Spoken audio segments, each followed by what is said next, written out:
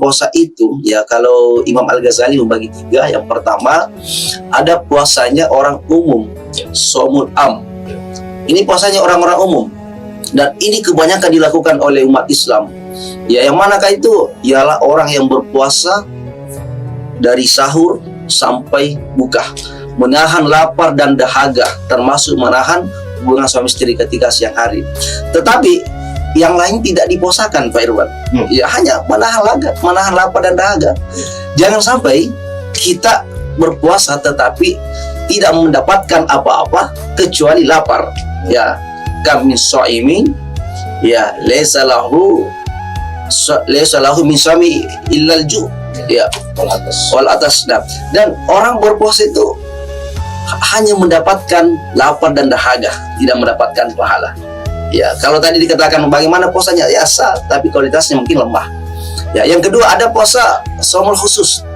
Ini puasanya orang khusus. Ya, dia sudah ada peningkatan lah, selain menahan lapar dan dahaga, dia juga mempuasakan anggota tubuhnya. Nah, jadi para pemirsa yang dirahmati Allah, ketika kita berpuasa bukan hanya menahan lapar dan dahaga, tapi hal yang penting kita puasakan juga bagaimana seluruh anggota tubuh kita ini kita puasakan. Mulai dari mata kita puasakan, jangan melihat hal-hal yang dilarang oleh agama, hal-hal yang bisa membuat puasa kita makruh, hal-hal yang bisa merusak nilai pahala puasa kita. Yang kedua, puasakan telinga kita. Ya, puasa telinga itu seperti apa? Jangan kita mendengarkan hal-hal yang tidak sewajarnya, mendengarkan gosip, celah orang lain. Ya, sejatinya kita mendengarkan kultum-kultum, mendengarkan ayat-ayat Allah supaya kualitas pahala puasa kita itu tinggi.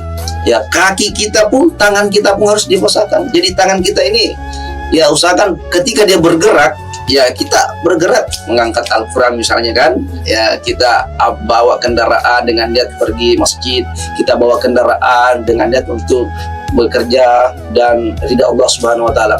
Kaki kita pun melangkah ke tempat Allah ridhai. Kita melangkah ke masjid, insya Allah mendapatkan berkah. Kita melangkahkan ke kantor niat karena Allah, itu akan menjadi bobot-bobot dari puasa kita. Maka puasakanlah seluruh anggota tubuh kita. Kemudian yang terakhir ada puasa khusus wal khusus. Ini puasanya orang-orang tertentu ini, Pak Irwan. Iya, ini puasanya para nabi, para kekasih Allah yang paling dekat dengan Allah. Bagaimana cirinya dia? Saling mempuasakan menahan lapar dan dahaga seluruh anggota tubuhnya, bahkan pun detak jantungnya, hirup nafas keluar masuknya itu selalu terhubung dengan Allah Subhanahu wa taala. Maka inilah puasa yang tertinggi kata Imam Al-Ghazali dalam kitab Ihya Ulumuddin. Maka ini adalah pilihan. Nah, ya, yang namanya pilihan, Pak Irwan, tidak semua dapat.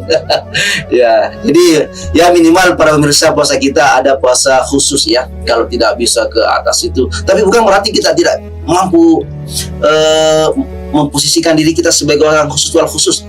Bisa jadi, tergantung ya kualitas kita, tergantung iman dan takwa kita.